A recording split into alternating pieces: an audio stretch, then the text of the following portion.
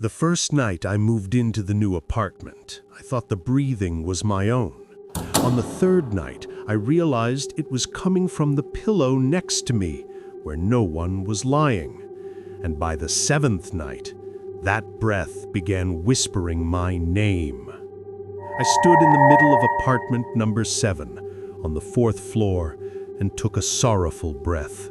The air smelled of dust, rotting wood, and something cloyingly sweet with a sour edge, the scent of a place long forgotten. But for an intern like me, it was a miracle. Spacious, equipped with basic amenities, and most importantly, the rent was suspiciously cheap. The building manager, Mr. Silas, a gaunt man with sallow skin and eyes as cloudy as shattered glass, handed me the keys with a cold, clammy handshake. His voice was a dry rasp, like wind whistling through a keyhole. "You'll be fine," he said, his gaze not meeting mine, but looking past me, toward the bedroom. "Just remember one thing. This apartment requires quiet, and never, ever try to move or open that oak wardrobe in the bedroom." I nodded, dismissing it as the eccentricity of an old man. The excitement of having my own space overshadowed any premonition of dread. I moved my meager belongings in. The apartment had a small living room, a shabby kitchen, and a bedroom with an old double bed. And just as Mr. Silas had described, in the corner of the bedroom, pushed against the wall, stood a massive, crude oak wardrobe. It stretched from floor to ceiling, carved with strange patterns that resembled tangled, withered branches. The doors were shut tight, and a huge, antique iron lock, bigger than any I had ever seen, dangled there like a warning. That night, exhausted, I slipped under the covers, a rare feeling of happiness washing over me.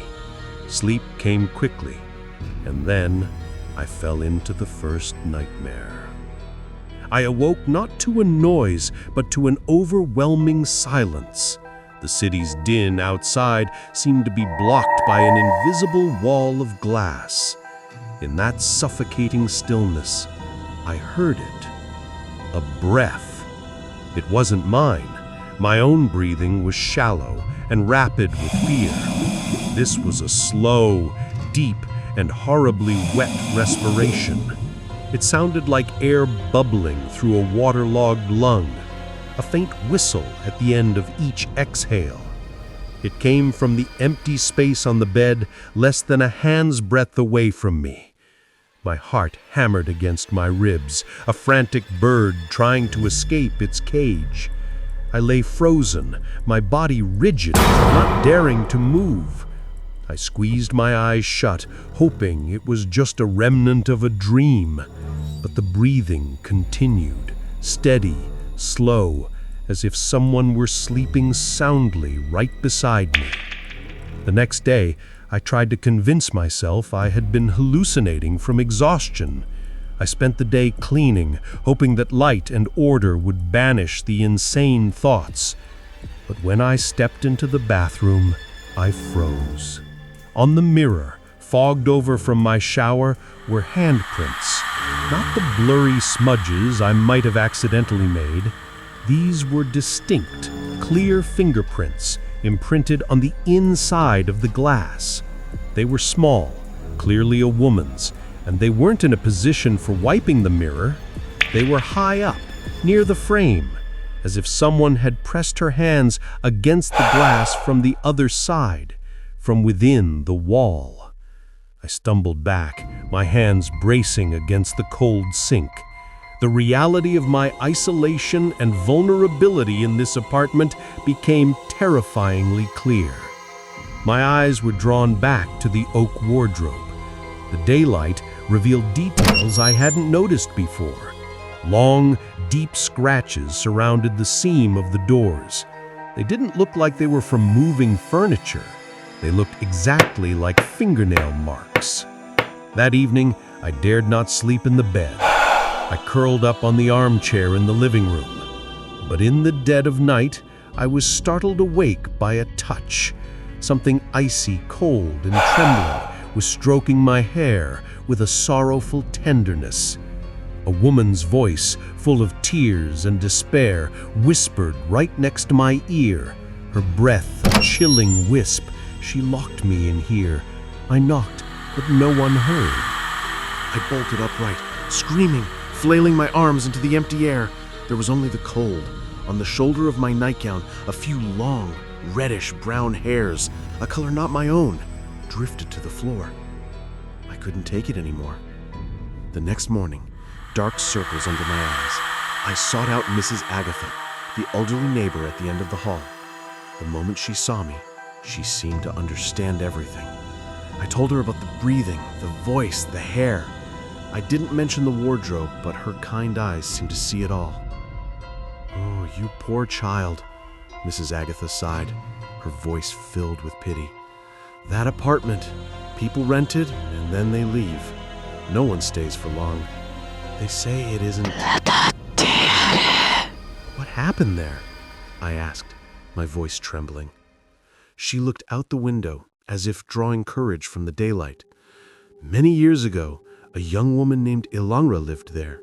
She was beautiful, with hair like red fire. She was in love with a man, Lucius. He was wealthy, but pathologically jealous. He controlled every part of her life." He paused, taking a sip of tea. "One night, after a party, they had a terrible fight. People heard screaming, the sound of things breaking. Then silence. Lucius came out, his face like stone, and said Ilara had left him for another man. No one believed him, but there was no proof. The police came and went, eventually declaring her a missing person. And then?" I urged, my heart threatening to leap from my chest. "A few weeks later," Mrs. Agatha's voice dropped to a whisper, "the residents started complaining about a smell coming from apartment 7. They called Mr. Silas. When they broke the door down, the apartment was almost perfect, except for one thing: the oak wardrobe. The stench was pouring from it. They tried to open it, but it was locked tight from the inside. When the police finally came and broke the lock..." Mrs. Agatha squeezed her eyes shut, as if banishing a horrific image. "Ilara was in there. She hadn't died from sleeping pills. She had been buried alive. Her face was a mask of terror, her eyes wide open. Her fingernails were torn and ragged, and the inside of the wooden door was covered in bloody scratches. She had tried to claw her way out until her very last breath. Lucius confessed. He'd locked her in there in a fit of rage, intending to teach her a lesson. But he was drunk and fell asleep. By the time he woke, it was too late. I sat in stunned silence, my body numb. The truth was more horrific than any ghost story I could have imagined. Ilara wasn't just a ghost. She was a soul tortured to death in ultimate agony and despair. And she was still trapped in the place where she died. Returning to the apartment, everything had changed. The oak wardrobe was no longer a piece of furniture. It was a tomb, an upraised coffin. I couldn't tear my eyes away from it. And that night, Ilara showed me her true presence. First came the knocking. Not a loud bang, just a soft, solitary tap coming from inside the wardrobe. I held my breath. A minute of silence, then another tap, and another. They grew more insistent, faster, like a desperate hand rapping on a door. Tap, tap, tap, tap. Then the tapping turned to scratching, a grating, scraping sound, like metal nails clawing at the wood from within. It was incessant, frantic, filled with rage. I covered my ears, but the sound seemed to bore directly into my brain. I could hear choked, ragged breaths mixed with the scratching. I leapt from the bed and ran to the wardrobe. I don't know what I intended to do. Comfort it? Scream at it? I slammed my fist against the door. "Enough!" I yelled. Everything fell silent. The sudden quiet was more terrifying than the noise. Then from the crack beneath the door, a thick, dark, viscous liquid began to seep out, spreading the coppery stench of old blood and decay. The encounters became more frequent, more audacious. Ilara no longer hid in the shadows. Once I woke to see her kneeling before the wardrobe. I wasn't a misty phantom. I could see every detail. Her tangled, reddish-brown hair cascaded down the back of a dingy white nightgown, stained with what looked like mud and dried blood. Her hands were raised, resting against the door. Her fingers were pale and mangled, her nails broken and splintered. Her body shook with silent, gut-wrenching sobs. "Please open the door," she whimpered, her voice breaking. "Please, I can't breathe." Then she turned her head and looked at me. Her face was ashen, her lips blue from asphyxiation. But her eyes were the worst part. They were wide and sunken, filled with a primal fear and a heart-shattering desperation. But deep within them was a spark of madness, a growing resentment. I scrambled back with a cry. The vision vanished. Another night, I felt the mattress dip, as if someone had just lain down beside me. I remained perfectly still, frozen. Then I felt a cold breath on the nape of my neck. A heavy, ice-cold arm snaked around my waist. It didn't squeeze, it just rested there, a grotesquely intimate gesture. I could hear a whisper right by my ear, "Stay with me. Don't be like him. Don't leave me alone." I shot up, bolting from the room, but the bedroom door was slammed shut. The old latch wouldn't budge, as if held by an invisible hand on the other side. Ilara seemed to realize that my presence was an opportunity, a chance to no longer be alone, and she became possessive. My things began to move. My red hairbrush, nearly the color of her hair, would always be found on my vanity, no matter if I left it in the bathroom. Photos I had with friends were found torn, with only my image remaining. One morning, I found every knife in the kitchen arranged in a circle around the chair I always used, the blades pointing inward. She was no longer pleading. Desperation had curdled into possession. Once, after coming home late from work, I found a message scrawled in dark red lipstick on the mirror. Mine. The psychological strain was breaking me. I grew thin, my eyes were perpetually bruised with exhaustion, and I lived in a constant state of panic. I decided to move.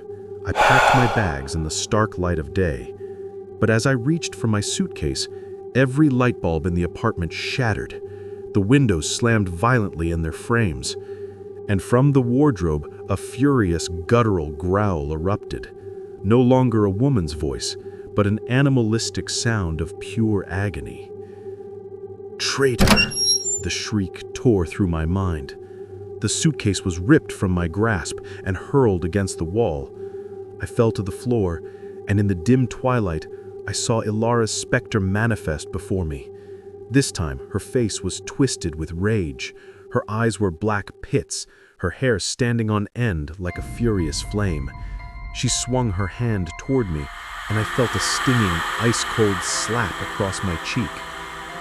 "I won't let you leave," she screamed, her voice echoing through the room. "Never! You will stay with me forever!" Her rage washed over me. I blacked out. I awoke in my bed. Everything seemed normal, but I knew I had lost. I had no money to move out immediately, and deep inside me, a terrifying truth had taken root. I had grown used to her presence. The pure fear had mutated into a tragic kind of acceptance. I stopped trying to run. I returned to my daily routine, cohabiting with a ghost. Every night, I heard her footsteps in the room.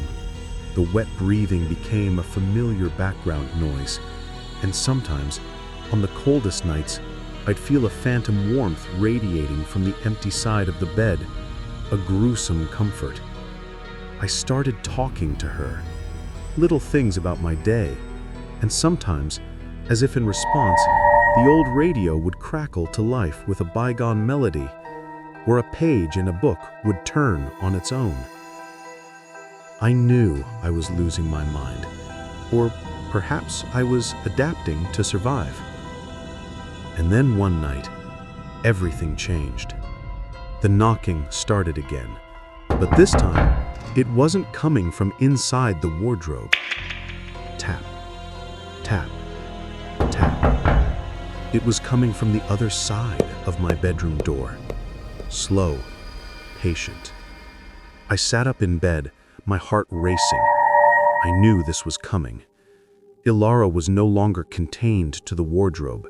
She had freed herself, at least within the confines of the apartment. And now she wanted more. Tap, tap, tap. The door vibrated slightly with each knock. I looked toward the wardrobe. Its door was now cracked open, just a sliver, and inside was a profound, bottomless darkness, like a gaping mouth. A whisper slithered through the air, no longer angry or desperate. It was sweet, seductive, and infinitely dangerous. "Open the door," Ilara murmured. "I don't want to be alone anymore. Come in here with me. It's big enough for both of us. Forever." I looked down at my hands. They were trembling. But deep in my fear-numbed heart, a morbid curiosity flickered. What was on the other side of that door? The end? Or a new beginning in eternal darkness with a damned soul? Tap, tap, tap. The knocking continued, patiently, as if it knew that sooner or later I would open the door. And I knew I would, because after everything, I was even lonelier than a ghost. And maybe, in this madness, I had found the roommate I was always looking for. I stood up, my feet moved, heavy as lead, toward the door.